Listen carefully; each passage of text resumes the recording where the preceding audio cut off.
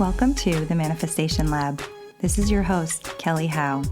From the grounded science to the mystical and unseen, we're investigating this big experiment we call life and finding what really works when it comes to manifesting a life that sets your heart and your soul on fire.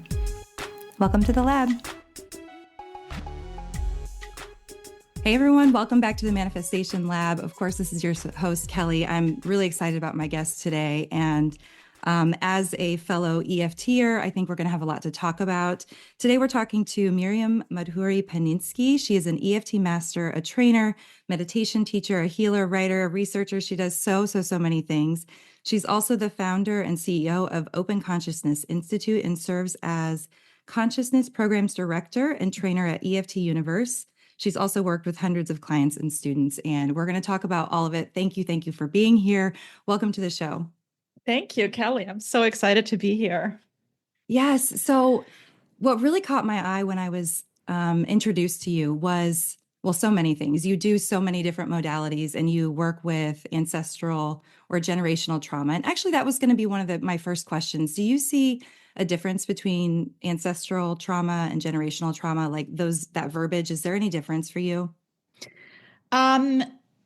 I would say yes and no. I think they can be used interchangeably. After all of these terms are, for me, just placeholders, basically, to talk about what patterns may have manifested within ourselves that may not be ours. Ancestral trauma just comes with more of, let's say, of an esoteric note to it, versus generational trauma sounds a little bit more scientific or Western, or kind of like is more integrated and kind of like the Western psychological world. So I think there's like different connotations to it, but that connotation may make a difference for people, because within ancestral trauma, we can also, talk about potential karmic patterns or whatever that is. That door is open to that conversation, basically, but they can also be exactly the same. My listeners are probably a lot more woo-woo than some of them. So they love talking about things like karmic patterns. So can you speak to that a little bit more and how that might be passed down in generations through our ancestry?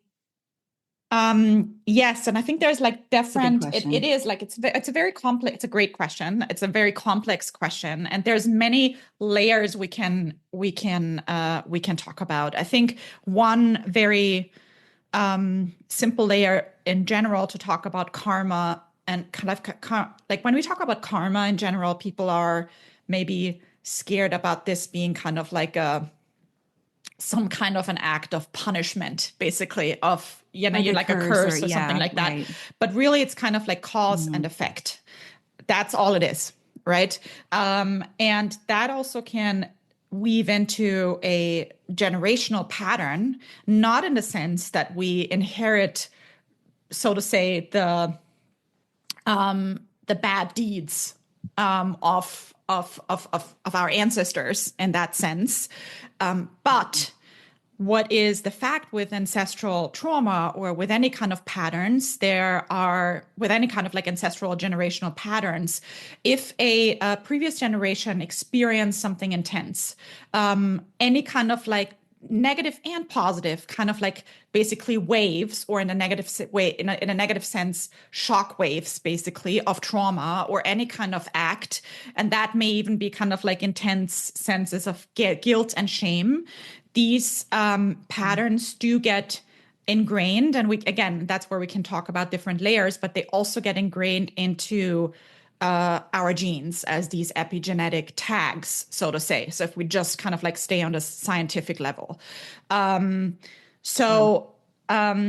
basically when we talk about science and karma, so to say, we can talk about kind of like generational karmic patterns in terms of these epigenetic tags that get handed down through, like, now science can prove at least 3 generations. I know in like many spiritual senses, we're talking about at least 7 generations, Sure. So, I mean, it feels like just, it doesn't, to me, when we talk about how long it sticks around, it feels like, how could there be an end to it?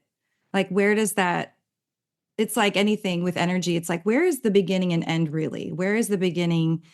Um, why would something that happened maybe 10 generations back, why wouldn't that be carried through? Do they have any research on that or ideas on it? Because to me, I'm like, it seems like if it happened in our ancestry, it would just continue to move forward unless Yeah. somebody does the I healing see it work. the same way. I think like that the research continuously kind of like expands um, on that. I think since 2008, it was kind of like three generations, and then it kind of like expanded. Before it was also only through the maternal lineage, and now we kind of like have proof that the paternal lineage through kind of like sperm, just as responsible basically for generational patterns. So I don't think there's a limit to it um, in that sense. So So maybe it's just more that so far the studies have only gone back maybe like 7 yes, generations. I think Yeah, like it just, science is often kind of like just catching up with where our awareness may already be in yeah. our intuitive healing circumstances, so to say. Yeah. Can you talk to us a little bit more about those? First, what epigenetics is and what these epigenetic tags are so that people get Yeah. an idea of like what's actually happening. Yeah.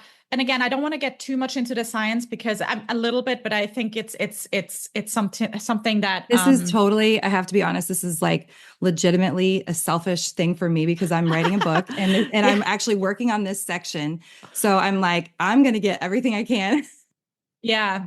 Yeah, no, absolutely. Absolutely. So basically what we say about kind of traumatic patterns from previous generations is that these traumatic shock waves basically of trauma that ripple through our genes don't change the sequence of genes, but they kind of like just attach as these again as these tags, as kind of like what can be called epigenetic tags that do kind of like have an influence on how these genes kind of like get expressed.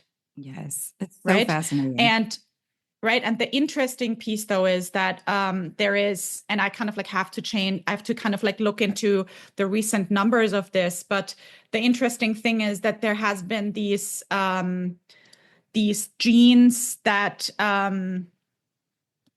what are they called again? Kind of like No, it's have to okay. look up these things, but it's basically what they're chemical signals, these tags that cause adaptive changes in and attached to the DNA. That's basically what they are. Also interesting about our DNA that we have the chromosomal DNA that's kind of like responsible for instance, transmitting physical traits. You know, these chromosomal traits only make up 2% or less of our total DNA. Oh, wow. The other 98% are non-coding DNA.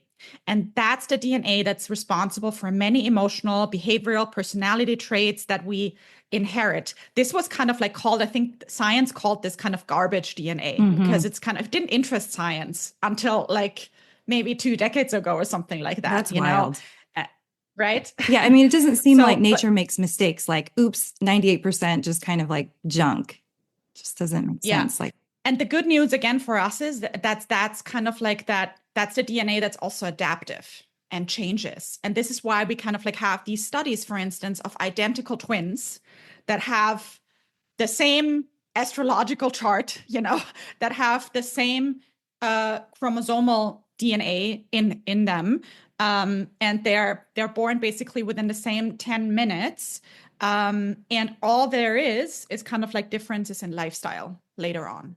So one of them is kind of like, you know, doing therapy and meditation, kind of like watching their nutrition and all of these things, and the other one is not.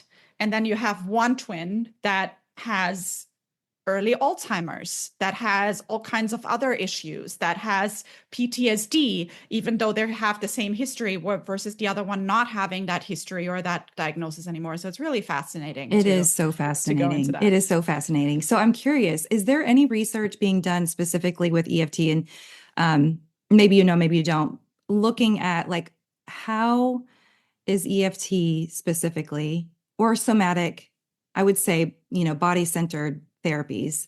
because I just find it so important to get into the physical response that's happening. How is it going in and changing? Like, has there been any research? Is it changing those little tags on the DNA? So there has not been specific research in terms of like generational trauma and EFT, but I think we're going to do that, or we kind of like tackling that. But there's certainly been a lot of research in terms of epigenetics, and whether it's kind of like so-called regular trauma or generational trauma, as you know, what these share is stress, right? Is an automatic stress response in our body. And whether it's generational or whether it's a trauma that we have experienced in our life, EFT has just proven to be, for me, and again, I also have a background in EMDR and other techniques, but it has just proven for me to be the number one technique to interrupt these patterns. Yes. What I see with people that have done, usually people have come to me that have already done a lot of work.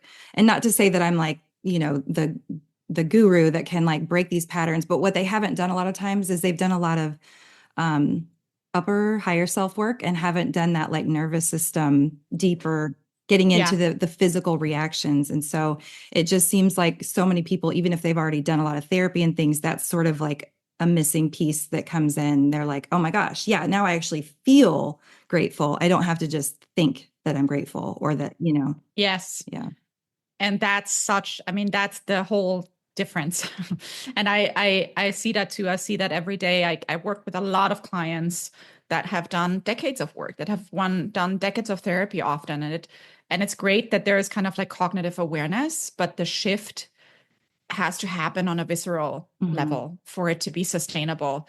Because we can't just think it, we have to feel it.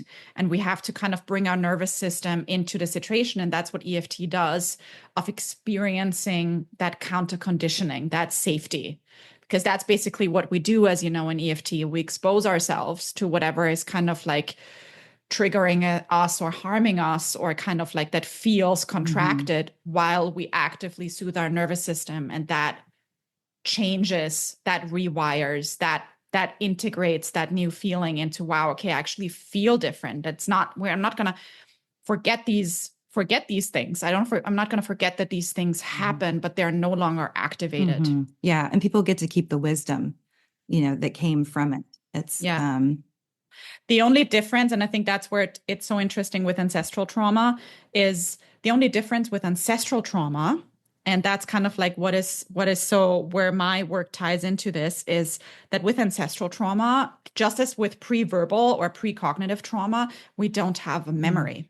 We don't have a reference. And that's really confusing to our brain, because our human brain, our negativity biased brain will not say, oh, I don't have a reference for this sensation, so I'm just going to let this go.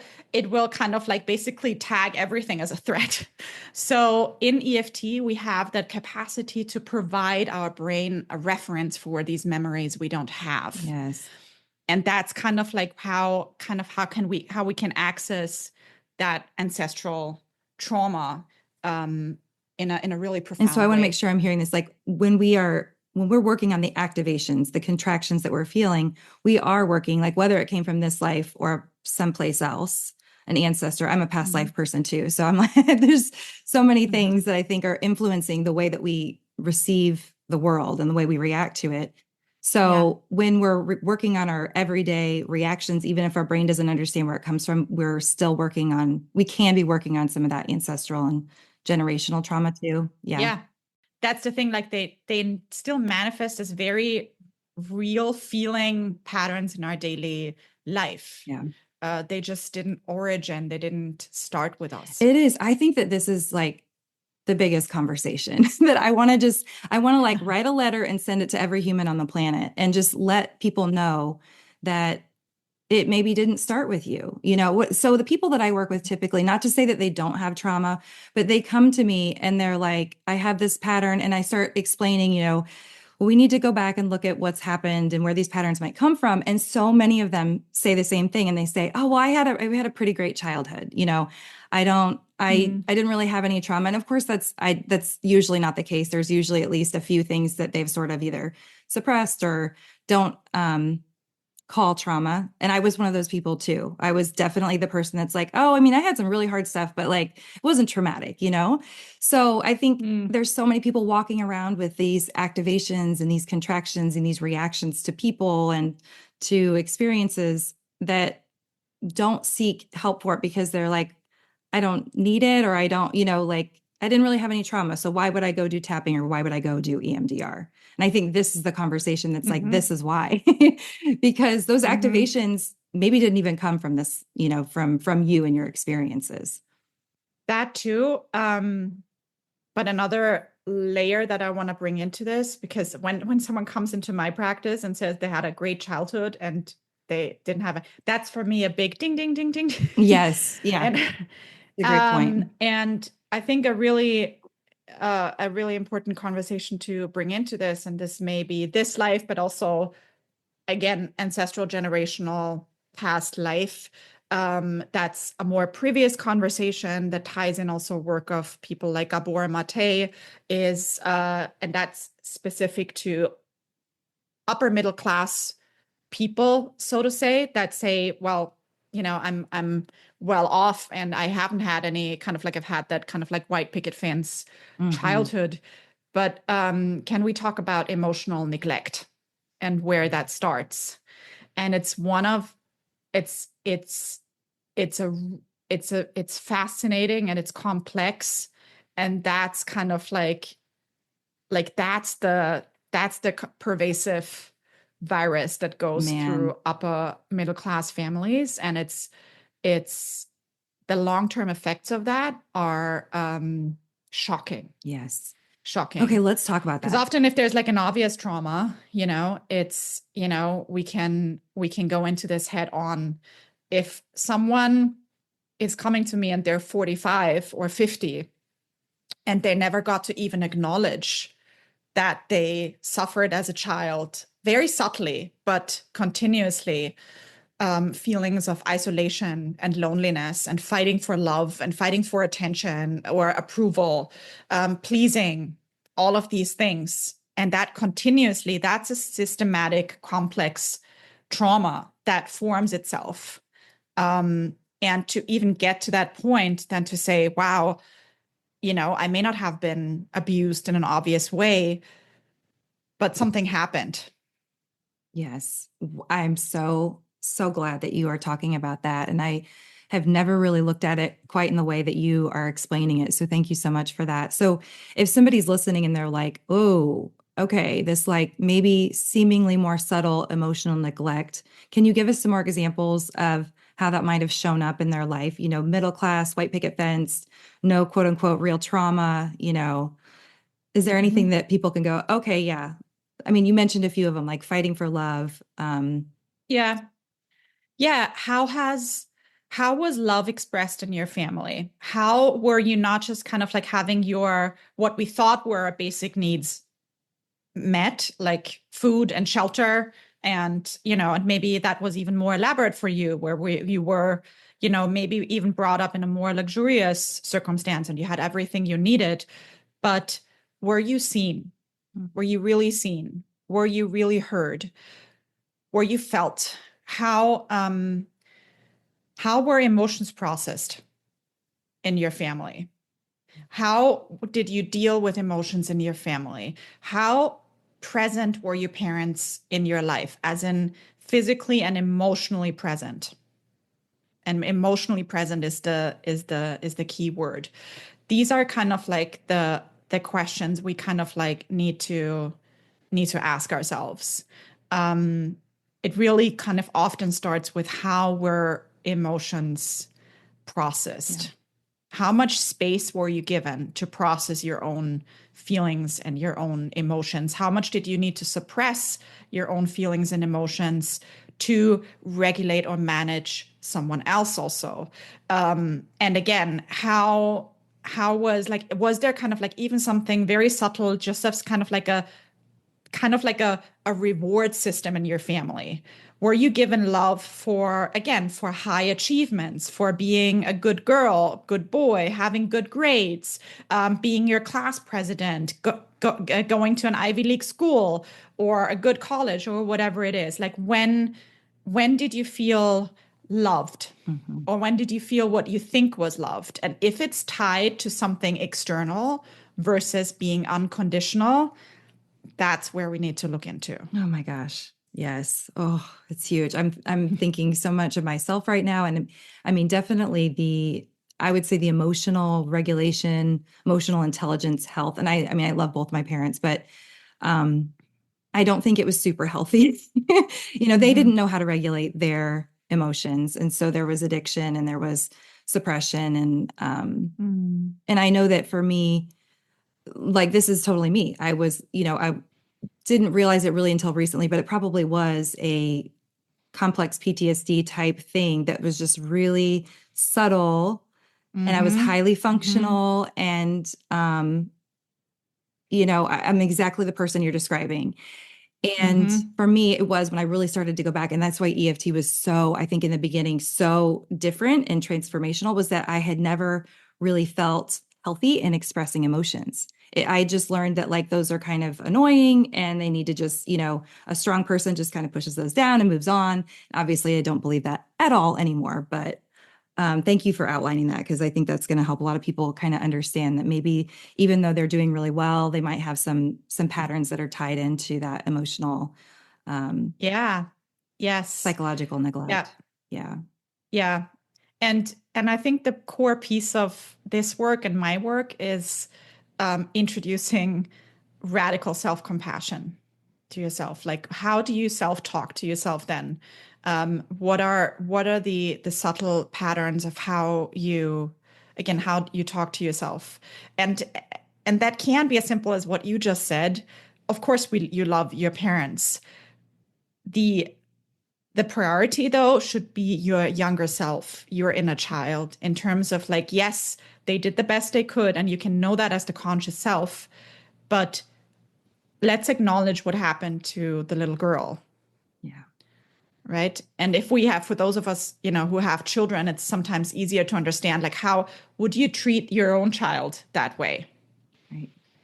Would you treat your child when they come to you and express something to you about how they haven't felt heard or seen, or maybe were neglected, or maybe were managing addiction patterns codependently for someone else? How would you respond to them, and how do you respond to yourself? And I saw that also because I was teaching and doing my PhD research at Brown University, and I was teaching in higher education for 15 years, but especially Brown University. It's like one of the Ivies. And I was teaching all of these highly gifted, highly, not just, but, highly privileged kids. And you just look at these kids and you wonder, why are 80% of my class taking anxiety meds at 19 or 20? If these are kids that seemingly have everything, what are we, so this is kind of like where this started for me to realize, if, yeah, there's something we need to look at here. Yes. Something so important. I love hearing people's stories about how they found EFT and like, what were you going through yourself? What was your first experience with like, oh Yeah. my gosh, this crazy looking thing actually is doing something. Yeah. So what brought me to EFT simply is my own trauma. Yeah. Most of us, right? So, It's yeah. like we got to scratch our own So itch. I was going through childhood neglect, but also I was also going through the obvious kind of trauma of systematic childhood abuse, violence, physical abuse, emotional abuse, systematically over my entire childhood and youth. But was also lucky enough to have then started working with a therapist, at that time pro bono, because I didn't have anyone who would, pay for my therapy with someone. But this therapist actually worked with somatic techniques. So she did EMDR with me, and she introduced me to EFT a long time ago, like 25 years ago Wow.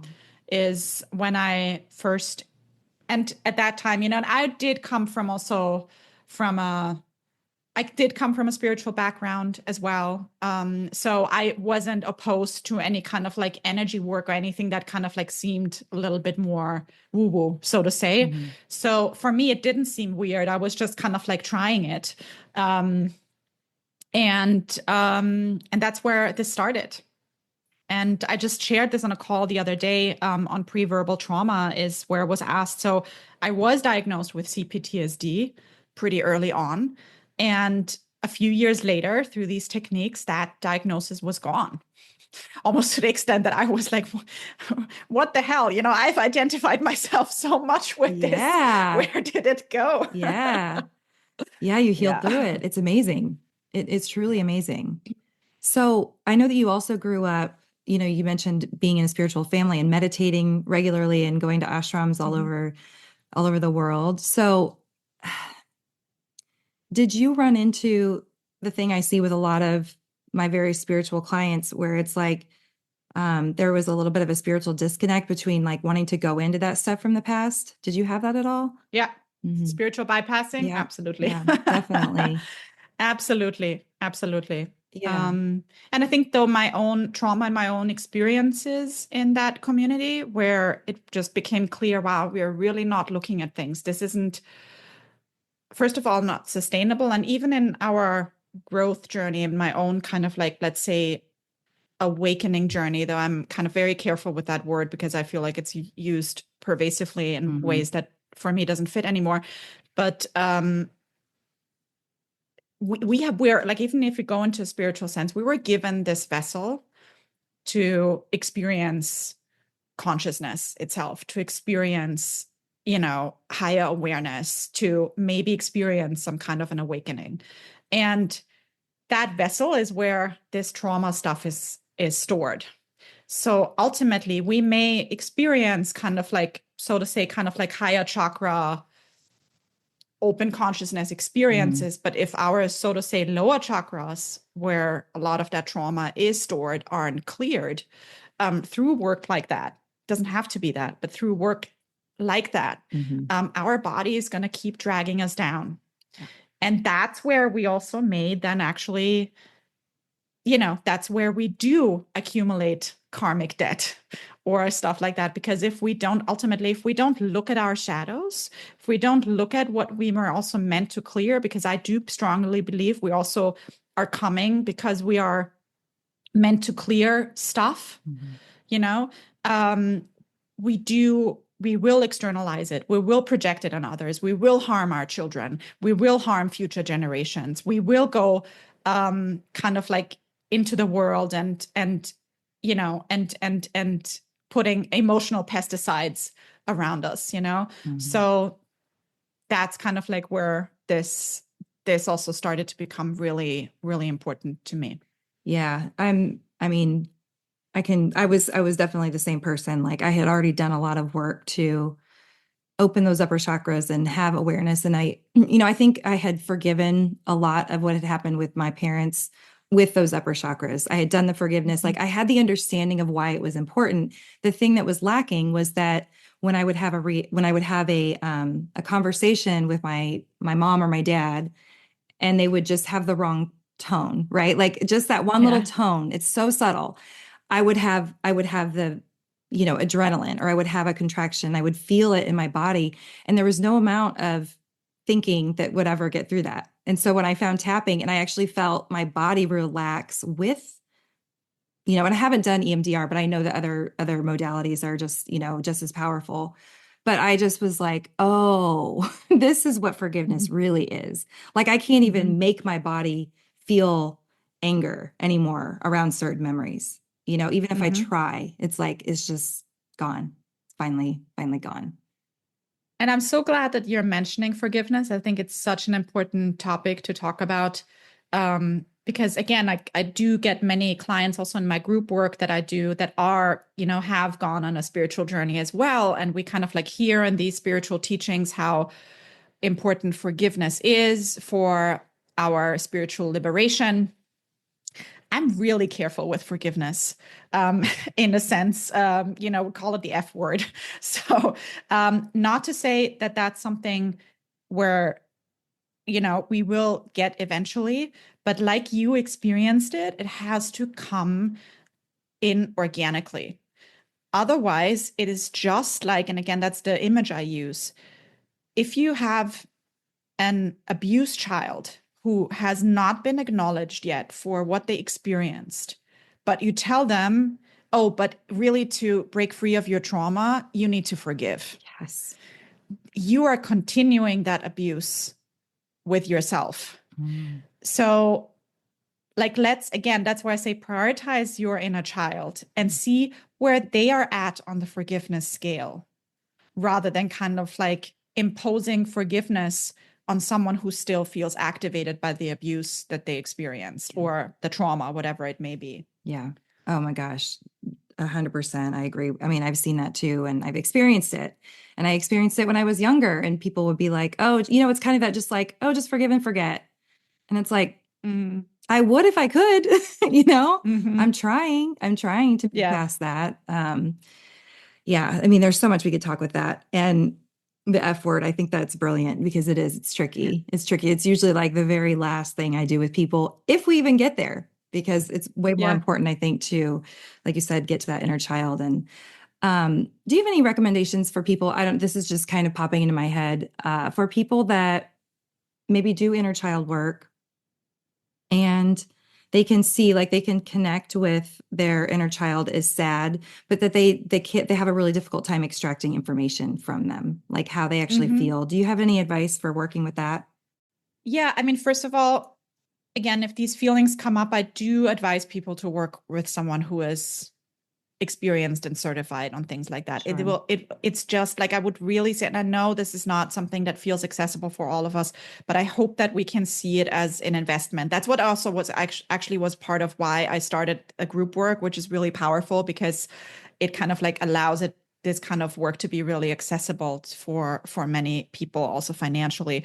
But ultimately it boils down to um, feel it. And if you can't feel it, take a guess in terms of where a feeling may sit in your body. If you can't access it, if you kind of feel like, okay, there's my inner child that feels sad, can you take a guess of where that sadness may sit in their body? Because this is also this is the emotional pattern, or as Lisa Feldman Barrett calls it, the emotional fingerprint, basically, of where emotions get repeated. So we like, where would they feel it in their body? Where would I feel it in my body? And just sit with that. And ideally, again, you do this while you do some kind of a somatic practice. Like tapping. And again, there's very simple protocols online. That's what I love so much about EFT, because it's so applicable. You can do it anytime. It does not have any adverse effect or consequence. You can tap all the time on your fingers, on one point, and whatever it is. Can you sit with those feelings and for instance, tap or breathe or whatever it is? We actually do have research that tapping is just so much more effective than just breathing, although I love breath work. Sure. But yeah, just, can you simply stay with those feelings? Mm-hmm. Okay, this is going a little bit different direction, but again, this is coming through, so I'm going to ask about it. One of the things that I contemplate a lot is the idea, in energetics, everything's energy. So our aura and our body, and I know you know that, but there's a lot of healing work about talking about changing the field, right? And if you can just change the field, then the matter will flow to that. And I know that I know that that's true, but I find that with healing, again, I get people that maybe have been doing Reiki for years, and I love Reiki. I get Reiki. I think it's powerful. I think it's healing, and I'm not trying to downplay it, but where do you see that? For me, I still feel like there's these root chakra issues. Yeah. This old stuff, and it's like that. Yeah. Changing the field and doing like sound work and things like that. Yeah. My personal experience and for my clients hasn't been that happens easily. Am I making sense?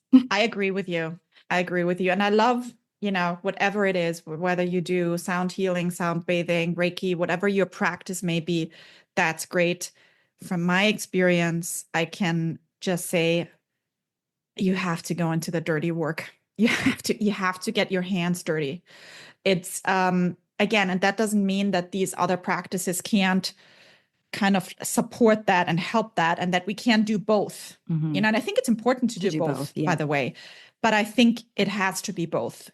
I again, just from what I've seen, I have to this day yet to see a person who hasn't done the dirty work, but is kind of like authentically and genuinely cleared of whatever it is they came with, or whatever it is they accumulated during this life.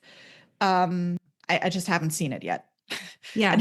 Yeah. Same. And I'm open to being corrected, but I just kind of like, I wanted to talk about it, I think, because I find people to be very frustrated. They've done so much. And I guess I just want to say you have done, I mean, it's all helping, it's all healing, it's all, clearing, but then there's this other piece. And I just think that if we ignore that piece, then we're just doing ourselves a disservice. Yeah. We are. And I know, and I have so much compassion for that, because I know we want to avoid that, but just understand that it is avoidance. Yeah. It's kind of like, and again, I say this with a lot of compassion, because it feels so scary to go into that pain. It does.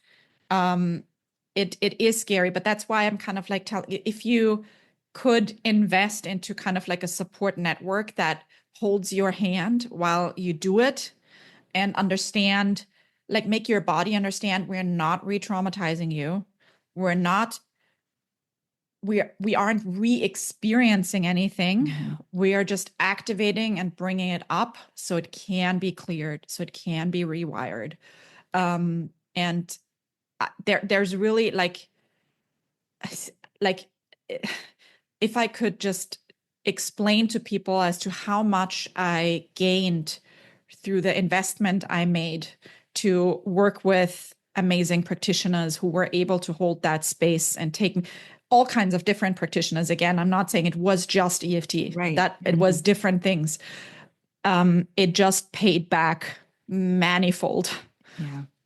Just keeps like 1,000 times. Yeah. And for lifetimes and for generations, it will continue to get better and expand. And it's so worth it. It's so worth it. I don't think, I mean, the people listening, I think already know, that it's worth it, but I just wanted to, if there's somebody out there that is stuck and feeling like I've done so much, but they're still having these big reactions to the world, then the somatic piece just might be the missing piece for them. So I know that you've been all over the place at a lot of universities and different institutions, highly academic, like you mentioned, Brown University. What is the temperature on these kinds of modalities? Is it warming up in the academic field? Are we getting warmer, or does it still feel like far away for a lot of people? I would say both. I think, I was really lucky at Brown. At Brown, there is actually something like a mindfulness center, and where these kind of things are being brought in more and more. There's also, of course, the whole realm of kind of like, which is not my kind of research, but the whole realm, of course, that we know of is kind of like quantum physics and these kind of things where we do, it's kind of like someone said, if you want to find spirituality, go into the real science, which is kind of like quantum physics. So yes, but it is also still, I do feel like from seeing this from within, it does feel pretty slow in all. So, and I do, like I just said this at one of my last trainings that I did is definitely, if you kind of like, I definitely have to know my audience very well, because I do have to change these registers. And I talked about this with Peter Stapleton, who wrote The Science Behind Tapping, who's doing a lot of our research and has just been such an amazing figure in our world in terms of like what she has done for this practice and for EFT. But also when you hear her talk, like she's she's very funny because she says, she's in these Zoom calls and behind her screen, she has her crystal bowls and and and then she's like looking into these faces, and she knows she's not going to use certain terms. She's not going to talk about energy. She's not going to talk about even somatic is a term Really? that in the academic, at least kind of like in clinical psychology and medicine world, it's kind of like Yeah. Interesting. difficult. Interesting. I also come from humanities and philosophy and these kind of so that's kind of like there I can like mix in a little bit more, and it's definitely also become more and more prevalent to, we can quote the Bhagavad Gita and we can quote kind of like spiritual mystical texts, and that's kind of like more permitted in my academic field. Okay. So warming up a little bit. Warming up a little bit. Yeah, it's interesting. I don't know how when you get into quantum physics and start seeing what's going on that can't see that we're all spiritual beings, energetic beings. And the universe is quite wild and doesn't make a lot of sense to our human minds. So I think I used to have a lot of frustration towards the closed minds, and I have a lot more compassion towards it now because I think I've just done my own healing work around it, But I would imagine if I was immersed in it, it would still trigger me. So I want to talk a little bit more about specifically about the research that you're doing, because I know you're doing some writing a book. Is it a book, a doctoral project? Yes, so I'm kind of like finishing my doctoral thesis right now, which it's been a long process. But kind of like doing my work full time and having two kids that just kind of like had to wait. And like what's coming from it is also a book project that is kind of like more accessible to the broader audience, because again, that's like a little bit of a problem in academia, is that in academia we kind of like often write for the academic peers and it's not accessible as kind of like just as how you read it and how it's digested for a broader audience. It just flies right over our head.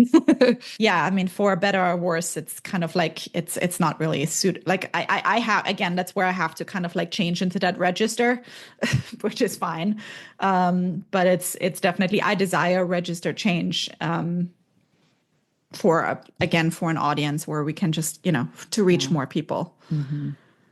So I know that you're doing work, ancestral trauma or generational trauma. Is that what your doctoral is on? It's tied into that. This is more about, this is on perinatal trauma, Okay. actually. So it's specifically also to the experiences of being pregnant and giving birth, specifically also in the United States. Again, it is something where I do tie in also, subtly tie in spiritual work as well. It's kind of like, what are the inherited narratives specifically when it comes to being pregnant and giving birth? Where do we have choices, or where do we just kind of like, have to go with the flow, so to say, in that sense, not the positive kind of flow of kind of like the medical apparatus in the United States, and how has this been responsible for causing so many mortalities, especially among Black and Indigenous women. So why is this? If our bodies are the same, if we're like, if everyone says we are treated the same, why is the mortality rate of black women 50% or whatever it is now higher than that of white women? So I do tie this also kind of like back, like historically, philosophically, back to, again, inherited patterns, ingrained patterns of slavery that we see present in modern medicine. Where are you in your process? Are you getting close to being done? Or are you final writing stages, hopefully? Yeah. Do you use tapping or other modalities to help you get into your creative process or get into your flow? I do. I absolutely do. Yes. Yeah. Yeah. Yeah, I do too. In fact, right before we got on, I was tapping and breathing and just, just getting in the zone. Yes. Helpful for Yeah. sure. I know that EFT Universe is getting ready to open doors, or maybe already has, Yeah. for certification. Am I right about that? So can we talk about Yes. that a little bit? Because I've had people Absolutely. reach out asking about certification. So Yeah. Happy to. yeah, let's talk about that. What does the process look like? What can you tell us about? Because I know it's very different now than when I Yeah. went through it, Yeah. 2013, 14, whenever it was. Yeah, and it's also a long time ago for me, but I'm actually, yeah, I am one of the lead trainers in at EFT Universe now, and it's I mean, I love this certification. I can't just like I really love everything about this certification. It's a 1 year process. But it is something I have chosen this specific certification because I wanted the one that was um, most grounded in research, that had the most life support and was the most trauma informed. And again, I think like whatever you do, there's many great certifications out there. It was for me, and it is still to the date the one that is just the most outstanding in terms of what you get also for your money. Hmm. So what it entails is basically first of all, you enter an amazing community. So there is not just a Facebook group, but there is like ongoing life skills calls that you can attend on an ongoing basis. And I have certified practitioners that have been certified for years, and they still come to these skills calls that we do twice a month. It entails life workshops, so entails a 4-day workshop and a 2-day workshop. They're all most of them are online, and we kind of like try to accommodate the various That's time different. zones. Yeah, there was nothing I know, online when I went right? through That it. changed a lot. I know. We do still Mhm. have in-person workshops. So Dawson and I are going to teach that 4-day workshop actually this summer at the Omega Institute, and then one of our trainers is doing that at Kripalu in Massachusetts. So we do have a couple of them live, but most of them are on Zoom right now. So they're great. I did not, actually, we have like the research we do before and after the workshops are almost like people are retaining more in the Zoom workshops. I think there is Interesting. like something really amazing about working with a community that you would otherwise not meet. It's still very Hmm. intimate. It's very kind of like, it's very nuts and bolts, kind of like practice heavy. It comes with like a self-paced study portion. And then it comes with, and I think that's the best part, it comes with one-on-one personal mentoring of a personal Hmm. mentor that takes you through your practice sessions, that revises your session notes. And again, that's like something that often scares people. So I just want to be careful about saying, oh my God, I have to write session notes. We are Right. really taking you through that process gently and doing a lot of introductions to get you to that place where you feel completely comfortable doing these practice sessions and writing up these session notes, and your mentor will as well. So yeah, and that's it in a nutshell, basically. Yeah. It's so, and most people are able to get it done in a year. You I mean, you know what, at the time I did it, I was already kind of like starting grad school. I was teaching full time, and I had a baby and a toddler at home, and I still did it in under a year. But also because it inspired me so much. Like it didn't feel like it pulled anything from me. It kind of like gave me back, because it comes with swap partners. Like people in our community all the time look for practice clients. It comes with like healing, it comes with stimulation, it comes with like a community that kind of like keeps pushing you and inspiring you. So it is definitely doable in under a year, even if you work full time. But we do also, and a lot of people do take a 6-month free extension, and there's no problem with that either. So yeah. Yeah, I was going through, my dad had cancer and I was taking care of him at the time I was started mine. So it took me almost 2 years, which it shouldn't have, but also there was no Zoom Yeah. at that time. So I was driving to Chicago from where I Yeah. am, and that was hard, when my dad was sick. But one of the things that I will say to anybody that's like on the fence or even considering it is that the amount of healing that you get, I don't want to say forcing, but like going through this process, I feel like for me, because it activated so much, doing those session notes was really triggering for me. So then I got to tap on it. I got to work through it.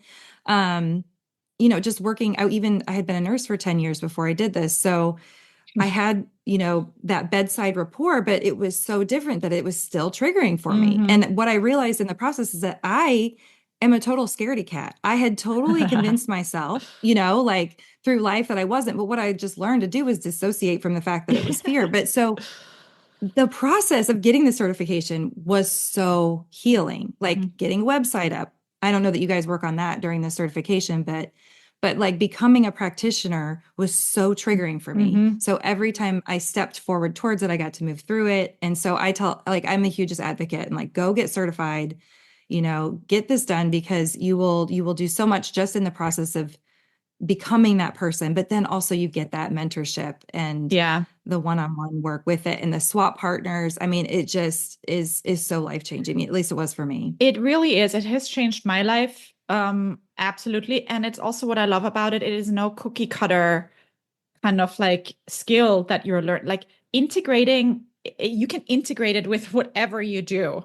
You don't have to, like, if this is not in the cards for you, you don't have to become a full-time practitioner.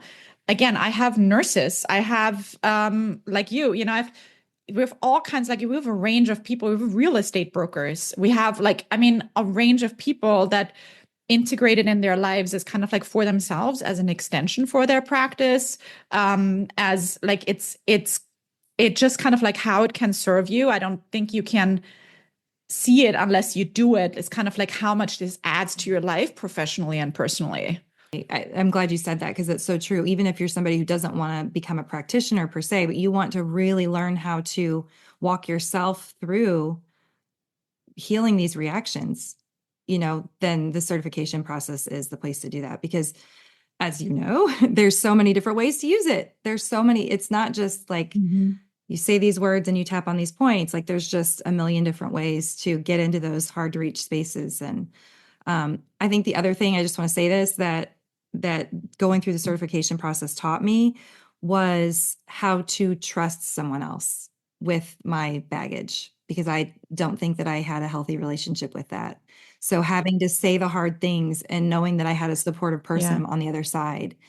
I did tapping by myself for 2 years before I ever worked with a practitioner and had a ton of success, but that was another piece of the healing, was being comfortable going, I trust you to hold this and to walk me through. Yeah. Yeah. Incredible. Yeah. Yeah. That's Incredible great. process. Love that. I will leave I'll drop a link for the certification in the show notes. So if anybody's curious about that, but anything else that just comes to mind that you wanted to add before we close out? This has been wonderful. I know so many people are going to have aha moments listening to this. Yeah. No, I think it's really what I just always want to say is, like, wherever you are, you can really do this. You can really do this. This is accessible. This is wonderful. This isn't something that's kind of like out there. You can do this. It's applicable in your daily life. You're welcome to reach out to me. You're welcome to join my really miraculous group of people who are just like all of us, and they're just showing up. And the wonderful thing about the group is that in like an extension to the work that we are doing, everyone also, we are bypassing basically that feeling of isolation that often comes with trauma. Is kind of like, oh my God, I'm the only one who is there. I'm the only one who is experiencing it, things like that. And all of a sudden there is like a group that kind of holds each other too, and that kind of bypasses that feeling of I'm alone with this, which it's just so beautiful to see. I'm so grateful to work with these people every single time. So yeah. I love that you're doing that. And thank you for having me here. Absolutely. It's been wonderful chatting with you. How can people find you? Remind me what that website is. Yeah, openconsciousnessinstitute.com. If you also type in mirjampaninski.com, you land on that page too. Perfect. I also have practitioners that I trained that did my advanced training in ancestral healing that were handpicked. You can also reach out. So you can reach out for all kinds of one-on-one work as well. And again, the group work is something that's accessible right away. It also comes with all the replays of the previous sessions. I actually do have a bunch of people that are in Australia or somewhere else that are just doing the replays and are never joining the live sessions. It comes with bonus meditations that people can use all the times. It's kind of like a membership. You can pay monthly, or you can commit to 6 months or 12 months. I also want to say, again, it's something that we do want to make accessible. So if you reach out to me and your team, our team, no questions asked. We will always try to accommodate wherever people are at with that. And that's the beautiful thing about the group work, is that we can be so flexible with pricing. So I don't want you to feel that price or payment is an obstacle to you receiving a service like that. I want to say too, a plug for you. I've never been in your group, but I find that group tapping, there is some kind of magic that happens with it. I think it is being able to support each other. I think it's the borrowed benefits we get from tapping on things that we don't even, tapping along with someone else. But there is, if there's anybody that's thinking like, oh, I wouldn't dare do that in a group, I want to just say like, oh, give it a try, because there's something intangible. I don't even know that I can explain it, that happens when you do it in a group of people. It's like that group clearing is so powerful. I agree. I agree. I'm such a fan. It's often where people are a little bit, do I feel comfortable in the group? Also, my group, I also want to say, is that usually it's me leading through a tapping meditation that's pretty extensive, like a 45-minute to 1 hour tapping meditation. Sometimes we tap on one person, but that's usually done in a Q&A call that I do. In those healing sessions, I actually lead through these tapping meditations. And there's no rules in terms of if people still feel during tapping more private, if they want to turn off their screen, that's completely fine. And then kind of like re-enter or whatever it is. So you are not forced to be exposed or forced to talk in my group either, because I know that can be triggering for people too. So I just want to add that here as well. Yeah. Beautiful. Thank you so much for your time. I really appreciate you being here and sharing your wisdom with us. And like I said, I know so many people are going to be listening to this and getting aha moments and being like, oh, maybe I do have some stuff that needs to be looked at that I never really thought about before. So thank you so much. Thank you, Kelly.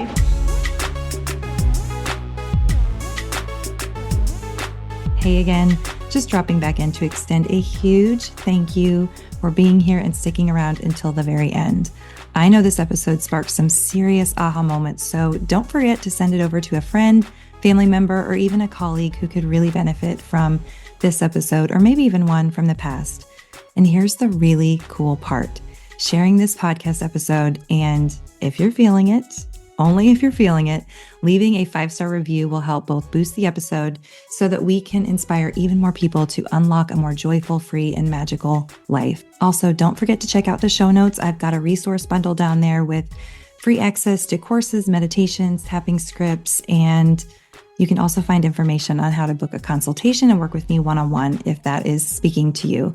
I would love to connect on my social media channels, so follow along Kelly How Coaching on Facebook and Instagram, and This Is How on TikTok, since it looks like TikTok isn't going anywhere.